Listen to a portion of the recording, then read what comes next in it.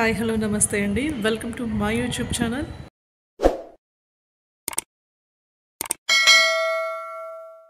ఈరోజు వీడియోలో మీకు ఒక ఇంట్రెస్టింగ్ మ్యూజియం గురించి చెప్పబోతున్నానండి. ఈ మ్యూజియం ఎక్కడో లేదు, మన ఆర్ట్స్ కాలేజ్లోనే ఉంది. ఈరోజు వీడియోలో department of ancient history, culture and archaeology department వాళ్ళు ఒక చిన్న మ్యూజియం వాక్ అయితే పెట్టుకున్నారు.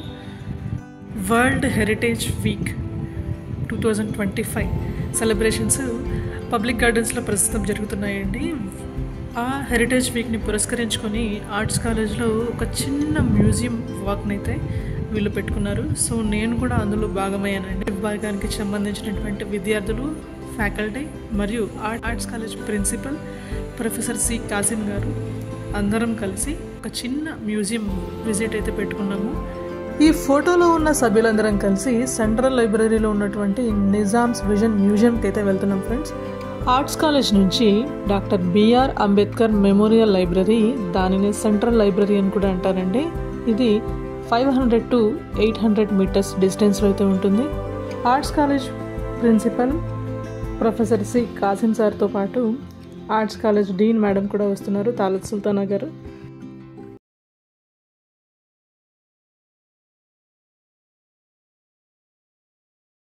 సెంట్రల్ లైబ్రరీ బయట నుంచి చూస్తే ఇలా ఉంటుందండి. ఆల్రెడీ యూనివర్సిటీలో చదువుకున్న వాళ్ళకి ఈ సెంట్రల్ లైబ్రరీ గురించి ప్రత్యేకంగా చెప్పక్కర్లేదు. ఫైనల్లీ విజన్ ఆఫ్ ఉస్మానియా అయితే చేరుకున్నామండి. ఈ మ్యూజియం గురించి మనకి ఎక్స్ప్లెయిన్ చేయడానికి ఈ లైబ్రరీ యొక్క డైరెక్టర్ డాక్టర్ చక్రపాణి గారు మనతో ఉన్నారు. ముందుగా వచ్చింది ఆర్కియాలజీ ఫ్యాకల్టీ అండి, తర్వాత కాసిం సార్, వీటితో పాటే డాక్టర్ చక్రపాణి గారు మరియు విద్యార్థులు కూడా లోపలికి రావడం జరిగింది. మనకు గోడ మీద కనపడుతున్నటువంటి ఫోటోలు ఆర్ట్స్ కాలేజ్ యొక్క మొట్టమొదటి ఫొటోస్ అండి.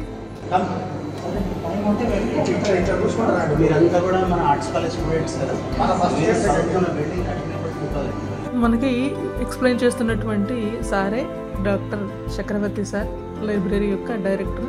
అన్ని ఆర్ట్స్ కాలేజ్ ఎస్టాబ్లిష్మెంట్ జరిగినటువంటి చక్రవర్తి గారు మనకు చూపిస్తున్నటువంటిది ఉస్మానియా యూనివర్సిటీ పాత ఎంబ్లెమ్ అండి.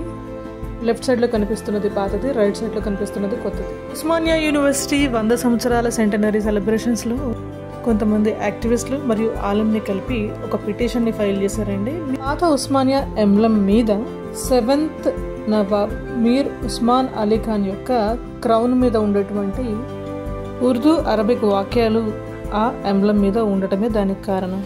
నవాబ్ మీర్ ఉస్మాన్ అలీ ఖాన్ ఆర్ట్స్ కాలేజ్ యొక్క ఫౌండర్ అండి. తర్వాత ఈ ఎంబ్లెమ్ని రైట్ సైడ్ కనిపిస్తుంది కదా, కొత్త ఎంబ్లెమ్ని ఫిక్స్ చేయడం జరిగింది. ఈ పాత ఎంబ్లెము ఇది ఒకటి ఉందండి పీస్.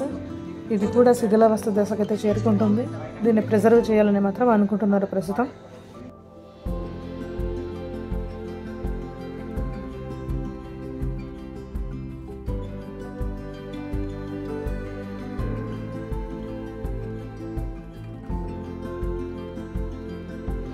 ఇతనే నవాబ్ మీర్ ఉస్మాన్ అలీ ఖాన్ 7th నిజాం అండి, founder of Osmania arts college.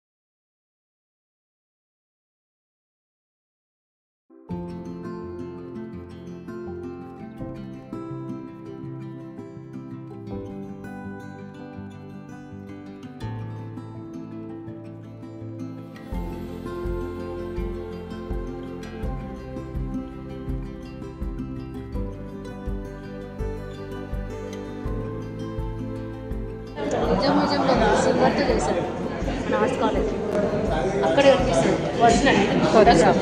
మళ్ళీ చెప్పండి మేడం. ఒరిజినల్ సిల్వర్ది ఎంబ్లెమ్ ఉంది కదా, ఇది నిజాం మ్యూజియంలో ఉంది. ఇక్కడ ఓన్లీ ఫోటోగ్రాఫ్ పెట్టారు. ఇక్కడ ఒరిజినల్ సిల్వర్ చూడాలంటే అక్కడ ఉంది glass Nizam museum. Nizam's vision మ్యూజియంలోని ఆర్ట్స్ కాలేజ్ యొక్క రెప్లికా ఒకటి మధ్యలో తయారు చేసి ఉంచారు.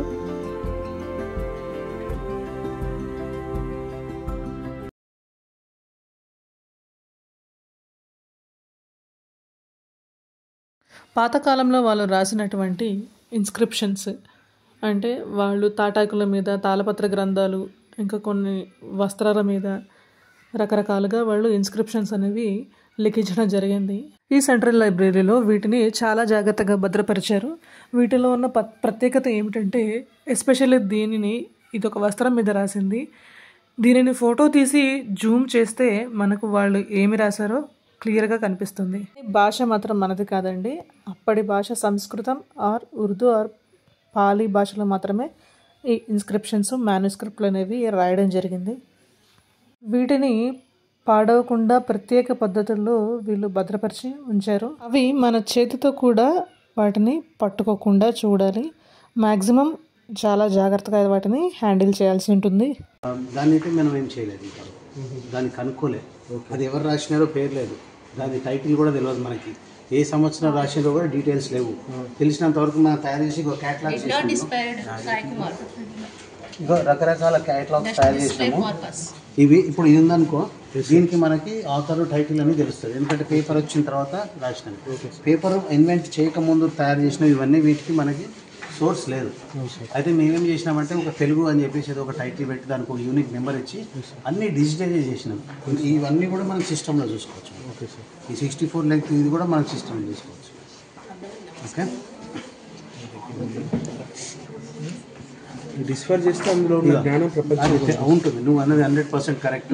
మన దేశం కూడా డెవలప్ కావడానికి సంబంధించిన మెటీరియల్ కూడా దాంట్లో ఉండొచ్చు. దాని మీద వర్క్ చేయాలి. ఇన్ని రకాల మ్యాన్స్క్రిప్ట్స్ ఉన్నాయి, మొత్తం ఇన్ని ఉన్నాయి, అన్ని వెరైటీస్లో అన్ని లాంగ్వేజెస్. ఇవన్నీ నిజామ్స్ పీరియడ్లో నిజాం లైబ్రరీ ఎస్టాబ్లిష్ చేసినప్పుడు చాలా ప్లేసెస్ నుంచి పర్చేజ్ చేసి పెట్టారు. మీకు దీంట్లో నిజాం వాళ్ళే చేశారు, మనం ఉండలేదు. ఇప్పుడు లైబ్రరీ పెట్టినప్పుడే కొత్తవి అన్ని రకాల మెటీరియల్స్ పెట్టారు. ఆన్లైన్లో ఓపెన్ పెట్టమని దాంట్లో ఏ ఇంపార్టెన్స్ ఉందో మరి ఆన్లైన్లో పెట్టి అన్ని దేశాల్లో తీసుకుంటే దాని ఇంపార్టెన్స్ వాళ్ళు కాపీ కొట్టేసి మారే అంటారు కదా. ఎగ్జాంపుల్ పసుపు ఉంది కదా, అది మన ఎక్స్పర్ట్స్గా చూపించాలి. అదే అయితే మన దగ్గర ఇప్పుడు నేషనల్ మ్యానుస్క్రిప్ట్స్ మిషన్ అని ఒకటి స్టార్ట్ చేసినారు. అవును సార్, ఇండియాలో ఉన్న అన్ని మ్యానుస్క్రిప్ట్స్ సెంట్రల్ గవర్నమెంట్ స్టార్ట్ చేసింది. వాళ్ళని మేము అప్రోచ్ అవుతున్నాము. అది కొంత ప్రాసెస్లో ఉంది. అట్లా వస్తే వాళ్ళే వచ్చి దాన్ని చూసి దాంట్లో ఇంపార్టెన్స్ ఏమన్నా గవర్నమెంట్ చేతిలో పెడితే నష్టపోం మనం. అదే ప్రైవేట్ ఆర్గనైజేషన్ చేతిలో పెడితే వాళ్ళు దాన్ని మిస్యూజ్ చేయడానికి మినిస్ట్రీ ఆఫ్ కల్చర్ గవర్నమెంట్ మిషన్లోనే మేము ఎంటర్ అయిదామని చెప్పారు. నేషనల్ మ్యానుస్క్రిప్ట్స్ మిషన్ వాళ్ళు ఏం చేస్తారు, దాని సోర్స్ కూడా కనిపెడతారు. రాసింది ఎవరు, ఏ లాంగ్వేజ్, ఎన్ని ఉన్నాయి అనేది కూడా మన దగ్గర సరిగ్గా లేదు ఇన్ఫర్మేషన్. ఇలాంటి వాళ్ళు ఆర్కియాలజీ చేసి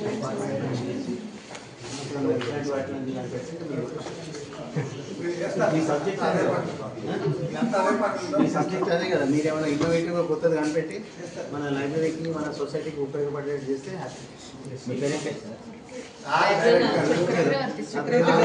చక్రవర్తి నేను ఇక్కడ లైబ్రరీ డైరెక్టర్ చెప్పాల్సింది సెక్షన్స్.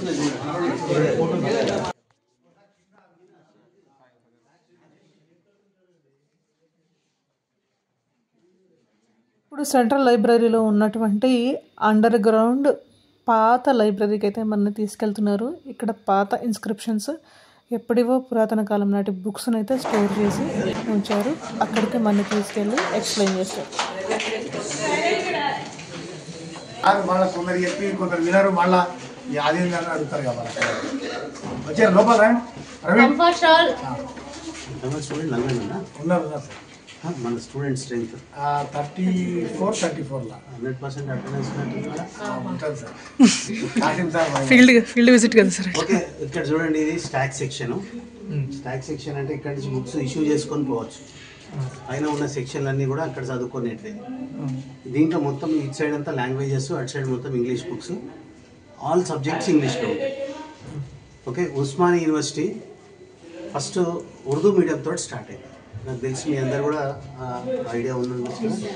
ఉర్దూ మీడియం స్టార్ట్ అయినప్పుడు ఉస్మానియా యూనివర్సిటీలో first Urdu, Arabic, Persian collection చాలా ఉన్నారు అప్పుడు. ఇప్పుడు మనం ఎట్లయితే కాంపిటేటివ్ ఎగ్జామినేషన్స్ కొన్ని కలెక్ట్ చేస్తున్నామో ఇంగ్లీష్ బుక్స్ ఉంటున్నాం, అట్లా ఉర్దూ, అరబిక్, పర్షియన్ ఇక్కడ కనిపించే ర్యాక్స్ అన్ని కూడా ఉర్దూ, అరబిక్, పర్షియన్ ర్యాక్స్. వీటిల్లో బుక్స్ ఉన్నాయి. ఇంత కలెక్షన్ ప్రపంచంలో నాకు తెలిసి ఏ లైబ్రరీలో కూడా ఉర్దూ, అరబిక్, పర్షియన్ కలెక్షన్ ఇంత లేదు. దీంట్లో ఉన్న ఒక అడ్వాంటేజ్ ఏంటంటే అన్నీ కూడా 100 years పైన అయిన బుక్స్ అన్నింటినీ మేము ఏం చేసినామంటే డిజిటైజేషన్ చేసేసినాం. పేజ్ టు పేజ్ డిజిటైజ్ చేసి మన ఉస్మాన్ యూనివర్సిటీ వెబ్సైట్లో పెట్టేసినామని.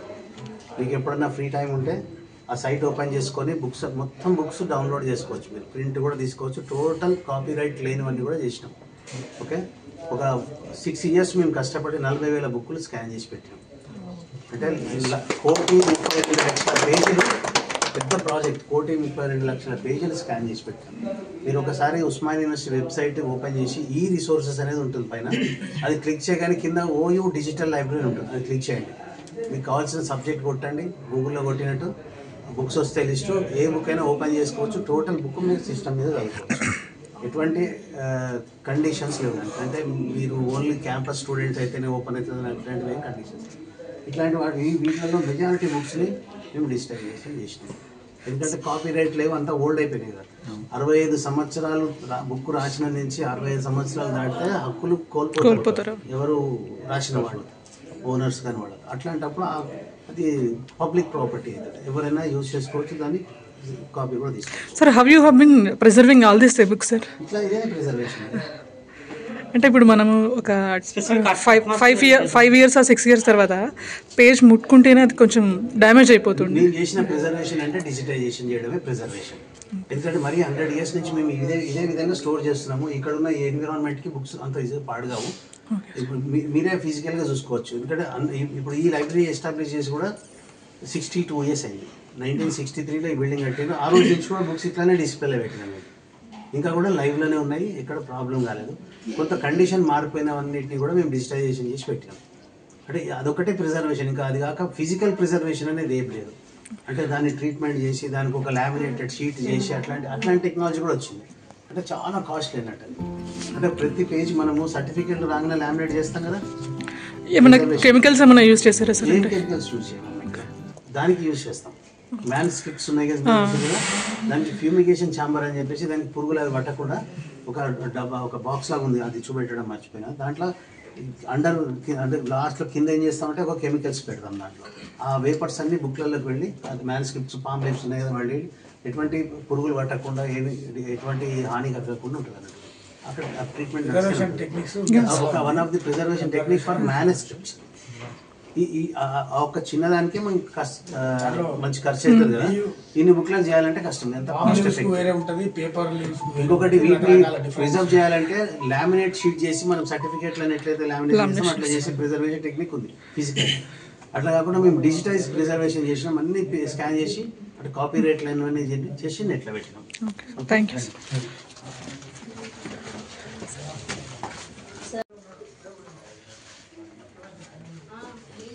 హిందీ, సాంస్క్రిట్, మరాఠీ, తమిళ్, తెలుగు, కన్నడ, ఈ సబ్జెక్ట్స్ అన్ని ఆ లాంగ్వేజెస్లో బుక్స్ అన్ని ఇక్కడ అరేంజ్ చేస్తారు.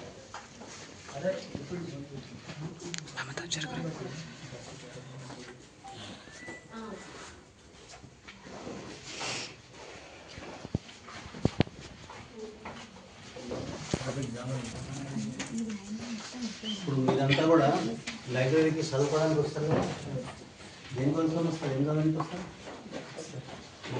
కాంపిటేటివ్ ఎగ్జామినేషన్స్ అక్కడ చూడండి, లైన్స్ ఫాలో అండి. కాంపిటేటివ్ ఎగ్జామినేషన్స్కి వచ్చిన వాళ్ళు ఎవరు కూడా ఇప్పుడు నేను చూపించినవన్నీ వాళ్ళకి తెలియదు. ఆ మ్యాన్ స్క్రిప్ట్స్, విజన్ ఆఫ్ ఉస్మాని కానీ ఏమేమి ఉంటాయని తెలియదు. వస్తారు, బుక్ చదువుకొని పోతారు. రాత్రి 11 గంటలకు లైబ్రరీ ఉంటుంది, 12 గంటలు 14 గంటలు చదువుకొని పోతారు. ఇట్లా మీ అదృష్టవంతులు ఏంటంటే ఫస్ట్ మీరు లైబ్రరీ గురించి తెలుసుకొని నెక్స్ట్ లైబ్రరీకి వస్తుంది చదువుకోనికి. ఓకే, ఇన్ కేసు ఏదైనా బుక్స్ కావాలంటే అటు నుంచి అటు వెళ్ళిపోతాం తప్పించి ఇటువైపు ఇంతవరకు అయితే ఎవరు రాలేదు సార్. ఇంకొకటి, మీరు రూమ్లో వస్తుంటే 2 సైడ్లు 2 కంప్యూటర్స్ కనిపించాయి, కనిపించినాయి కదా. ఈ లైబ్రరీలో ఉన్న ప్రతి బుక్ కూడా ఆటోమేషన్ చేశారు. ప్రతి బుక్ మీద కూడా మీకు బార్కోడ్ ఉంటుంది. ఓకే, ఇప్పుడు మేము కొన్న ఎవ్రీ బుక్ నెక్స్ట్ సెకండ్లో మేము సిస్టంలో ఎంటర్ చేసేస్తాం. ఏదైతే సిస్టంలో ఎంటర్ చేస్తామో అది 24/7 రన్ అయితేనే ఉంటుంది సర్వరు. మీరు ప్రపంచంలో ఎక్కడి నుంచైనా మన లైబ్రరీలో ఏం బుక్స్ ఉన్నాయి, అవి ఇష్యూలో ఉన్నాయా, లైబ్రరీలో ర్యాంక్లో ఉన్నాయా అని, ఏ సెక్షన్లో ఉన్నాయని కూడా దాంట్లో తెలుపుతుంది. ఆ సిస్టమ్స్ పెట్టింది అది. మీరు లైబ్రరీకి దాని క్యాటలాగ్ ఓపెన్ చేసి సెర్చ్ చేసుకోవాలి కదా, ఈ లైబ్రరీలో ఏమేమి బుక్స్ ఉన్నాయా. అట్లా కాకుండా గూగుల్లో సెర్చ్ చేసినట్టుగా ఆ సిస్టంలో సెర్చ్ చేయాలి, లైబ్రరీలో ఉందా లేదో చెప్తుంది. ఉంటే ఈవెన్ టైటిల్ పేజ్ కూడా చూపిస్తాను మీకు. ఇప్పుడు ఈ పేజ్ ఉంది కదా, ఫర్ ఎగ్జాంపుల్ ఇదే టైటిల్ పేజ్ అనుకోండి. ఈ టైటిల్ పేజ్ కూడా డిస్ప్లే అవుతుంది. ఎందుకు డిస్ప్లే అవుతుంది అంటే మీరు ఇక్కడ వచ్చి వెతికేటప్పుడు ఈ టైటిల్ మీ మైండ్లో ఉంటుంది కదా, ఈజీగా కలర్ ఇదంతా గుర్తుంటుంది కాబట్టి ఇమీడియట్గా దొరకడానికి ఇది గూగుల్ బుక్స్కి మేము తయారు చేసాం. అంటే గూగుల్ బుక్స్ అనే సైట్లో అన్ని బుక్స్ డీటెయిల్స్ ఉంటాయి. మేము ఏదైతే సిస్టంలో కొత్తగా ఎంట్రీ చేసామో ఏమంటే ఈ ఒక టైటిల్ పేజ్ని గూగుల్ బుక్స్ నుంచి మన సాఫ్ట్వేర్ తీసేసుకుంటాం. మీరు ఎప్పుడైనా ఫ్రీ టైం ఉంటే మీరు సెర్చ్ చేయండి మా క్యాటలాగ్లో పైన సిస్టమ్స్లో. మీకు కావాల్సిన బుక్ ఏమైనా ఉంటే దానికి టైటిల్ పేజ్ కూడా కనిపిస్తుంది మీకు. ఇది మన వెబ్సైట్లో సెర్చ్లో ఉండదా? వెబ్సైట్లో సెర్చ్లో కూడా ఉంటుంది. books.google.com అనే సైట్కి పోవాలి మీరు. అయితే మీరు ఇప్పుడు ఇంకొక విషయం ఏంటంటే మీరు లా కాలేజీకి పోయి క్లాసులు పోయి వస్తారు, మీకు కొంత యూనివర్సిటీలో ఏమేమి జరుగుతుందని మీకు ఐడియా ఉండదు. Osmania university web page open చేయండి. పైన ఈ రిసోర్సెస్ అని ఉంటుంది, బ్లూ రిబ్బన్లో ఈ రిసోర్స్, అది క్లిక్ చేయగానే మీకు ఒక పెద్ద లిస్ట్ వస్తుంది. మన యూనివర్సిటీలో ఏమేమి ఎలక్ట్రానిక్ రిసోర్సెస్ ఉన్నాయని లిస్ట్ వస్తుంది. అంటే మన ఉస్మానియా యూనివర్సిటీ మన మార్కెట్లో ఉన్న డెవలప్మెంట్స్ అన్నీ కూడా అడాప్ట్ చేసుకుంటాం. కొత్త టెక్నాలజీ రాగానే మనం తీసేసుకుంటుంది. ఇప్పుడు ఇది బార్కోడ్ టెక్నాలజీ, బార్కోడ్ ద్వారా సూపర్ మార్కెట్లలో మనం ఏమైనా ఉంటే ఇష్యూ చేసి పర్చేజ్ చేస్తాం కదా, వాడు ఇట్లా స్కాన్ చేయగానే మనకి బిల్ వస్తుంది. అదేవిధంగా ఫ్యూ సెకండ్స్లో స్టూడెంట్లకు మేము బుక్స్ ఇష్యూ చేస్తాం. ప్రతి సెక్షన్లో స్కానర్లు ఉన్నాయి, ఈ బార్కోడ్ తోటి స్కాన్ చేసి ఇచ్చేస్తాం. అటువంటి టెక్నాలజీ రాగానే అడాప్ట్ చేసేస్తాం. అట్లానే మన దగ్గర ఇప్పుడు ఏం చేస్తున్నామంటే మార్కెట్లో మొత్తము ఎవరైనా లైబ్రరీకి వచ్చి బుక్స్ చదువుతున్నారా? ఏం బుక్స్ చదువుతున్నామా? Archaeology books only sir. Books తక్కువ చదవడం అనేది చాలా తక్కువ అయిపోయింది. లైబ్రరీకి వచ్చి ఇంటర్నెట్లోనే యాక్సెస్ చేస్తున్నారు. అందుకని మేమేం చేసినాం, ఈ రిసోర్సెస్ని కూడా పర్చేజ్ చేస్తున్నాం. ఒక 13,000 జర్నల్స్ మనం ఆన్లైన్లో మా వెబ్సైట్లో పెట్టినాం. ఓకే, ఒక 83 ఈ బుక్స్ పెట్టినాం దాంట్లో, ఎలక్ట్రానిక్ బుక్స్. ఎన్నో వెబ్సైట్స్ పెట్టినాం దాంట్లో, వాటిల్లో రిసోర్సెస్ ఉంది. లక్షల రూపాయలు పెట్టుకుంటాం మనం మన స్టూడెంట్స్ యూజ్ చేయాలి అంటే అక్కడ అది ఉన్నదని కూడా మనకు తెలియదు. అవన్నీ మీరు తెలుసుకోవాలి, యూజ్ చేసుకోవాలి. ఈ ఫిజికల్గా బుక్స్ చూడాలి, ఆన్లైన్లో చూడాలి. మార్కెట్ ఎట్లా ట్రెండ్ ఎట్లుందో ఆ ట్రెండ్కి అనుకూలంగా మీరు కూడా డెవలప్ కావాలి. డిజిటల్ లెక్క చదివితే డిజిటల్ అదే వెబ్సైట్ మా university library catalogue, online catalogue ఉంటుంది. ఇప్పుడు సిస్టమ్స్ పెట్టిన ఇంటర్నెట్లో మన యూనివర్సిటీ వెబ్ పేజ్లో ఉంది. ఓన్లీ లైబ్రరీ, డిజిటల్ లైబ్రరీ 37,048 బుక్కులు ఇప్పుడు స్కానింగ్ చేసినామని చెప్పినా కదా, అంటే 40,000 చేసినాం కానీ కొన్ని డూప్లికేషన్ అయ్యి కొన్ని తీసేసినాం. వాటిని 37,000 బుక్లు దాంట్లో సైట్లో ఉంటాయి. మీరు ఎప్పుడైనా ఫ్రీ టైం ఉంటే ఒక్కసారి సెర్చ్ చేసి చూడండి, మన ఎన్ని రిసోర్సెస్ ఉన్నాయో మీకు అర్థం చేసుకోండి. సార్ ఇంకా చాలా కమిట్మెంట్ తోటి పనిచేస్తున్నాడు as director of this library for a long time. అంటే డిఫరెంట్ టెన్యూర్స్లలో సార్ సర్వింగ్ లాంగ్ టైం అంటే నా సర్వీస్ 37 years కంప్లీట్ అయ్యింది. 37 సంవత్సరాల నుంచి లైబ్రరీలో చేస్తున్నాను. Committed for the library and this advancements bringing all technology for the library. ఇంకా మీ దగ్గర మీరు వచ్చి లైబ్రరీలో అన్ని బుక్స్ చదువుకోండి. ఇన్ కేస్ మీకు ఏమైనా ఇక్కడ లేని బుక్ ఏమైనా కావాలంటే కూడా నా దగ్గర రండి, నేను కొన్ని లైబ్రరీ స్టూడెంట్లకు ఒకటే చెప్తా శివన్, బయటకు పోయి లైబ్రరీలో పుస్తకాలు ఏం లేవు మీరు చదువుకోని కానీ నేను ఒక్క స్టేట్మెంట్ ఇవ్వడానికి వీలేదు. అది 3 years నుంచి ఇక్కడ నేను లైబ్రరీకి పనిచేస్తున్నా. ఒక్కరు కూడా బయటకు పోయి లైబ్రరీలో పుస్తకాలు మేము చదువుకోవడానికి అనే స్టేట్మెంట్ ఇవ్వకుండా చేసిన. ఏం చేసినా వాడు అడిగిన ప్రతి బుక్ అది ఎంత కాస్ట్లీ బుక్ అయినా కావాలంటే క్రాస్ చెక్ చేసుకోండి. అంటే నేను చెప్తే నా ఫేవర్గా నేను చెప్పుకుంటా, మీరు పోయి స్టూడెంట్ ప్రతి ఎవ్రీ ఇయర్ బుక్ కావాలన్నా కూడా మేము ఉన్నాం. ఎవ్రీ ఇయర్ మన డిపార్ట్మెంట్ మార్కెట్లో అవైలబుల్ చేస్తాడు. మార్కెట్లో ఉన్నదంటే కొంటాం. ఓకే, లేకున్నా తెప్పిస్తాడు. మీలాంటి స్టూడెంట్లు రిక్వెస్ట్ చేస్తే కొనడానికని సపరేట్ గ్రాంట్ శాంక్షన్ చేయించినాం. ఓకే, యూజువల్గా డిపార్ట్మెంట్ వాళ్ళు హెడ్ల నుంచి మాకు లిస్ట్ వస్తుంది ఏమేమి బుక్స్ కావాలని. అయితే స్టూడెంట్లకు అది ఆ లిస్ట్కి మ్యాచ్ కాదు. అందుకని మేము స్పెషల్ గ్రాంట్ అలాట్ చేసినాం. స్టూడెంట్లు వచ్చి రిక్వెస్ట్ చేస్తే కూడా కొనే పద్ధతి ఈ లైబ్రరీలోనే ఉన్నది. గ్రేట్. యూజ్ చేసుకోవాలి, ఇదంతా మీరు యూజ్ చేసుకోవాలి. Sure sir. నా దగ్గర రండి, 100% ఉండాలి. కాకపోతే మార్కెట్లో ఉండాలి. ఈ అమెరికాలో నుండి బుక్ తెప్పిమంటే నాకు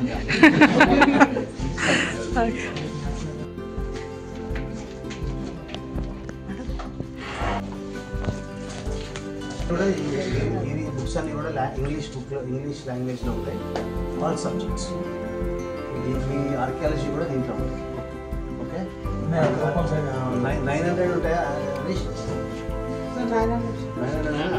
900 అక్కడ అటు సైడ్ లాస్ట్లో మీకు సంబంధించిన మీరు ఇవన్నీ కూడా మీరు మెంబర్షిప్ తీసుకున్నారు. ఇప్పుడు తీసుకుంటారు. ఫస్ట్ ఇయర్ మెంబర్షిప్ తీసుకోండి, చదవండి బాగా. బెనిఫిట్ మీకే. Okay, thank you. ఈ ర్యాక్స్లో చాలా పాత బుక్స్ దొరుకుతాయండి. కాపీరైట్ కూడా లేని బుక్స్ కూడా దొరుకుతాయి. మ్యాక్సిమం ఒక 70-60 ఇయర్స్ అయిపోయిన తర్వాత ఆ బుక్ మీద కాపీరైట్ పోతుంది. కానీ ఈ బుక్స్ చాలా పురాతనమైనవి. ఈ లైబ్రరీ విజిట్ కూడా అయిపోయాక స్టూడెంట్స్ అందరినీ చక్రవర్తి గారు తన ఛాంబర్కి పిలిపించుకొని ఈ లైబ్రరీ మీద ఒపీనియన్స్ని వాళ్ళు అడిగారు. ఈ లైబ్రరీని ఎట్లా యూటిలైజ్ చేసుకోవాలో కూడా సార్ వివరించారు. ఇప్పుడు మనం చూస్తున్నది ఆర్ట్స్ కాలేజ్ యొక్క ఫౌండేషన్ స్టోన్ అండి. ఇదే ఆర్ట్స్ కాలేజ్ కట్టడానికి ముందు వేసినటువంటి మొదటి రాయి. దీని మీద ఉర్దూ ఆర్ పర్షియన్ లాంగ్వేజ్లో రైటింగ్స్ అయితే ఉన్నాయి. అందరికీ సులువుగా అర్థం కావడానికి ఇంగ్లీష్లో ఈ ఫౌండేషన్ స్టోన్ మీద దీని హిస్టరీ కూడా రాయడం జరిగింది.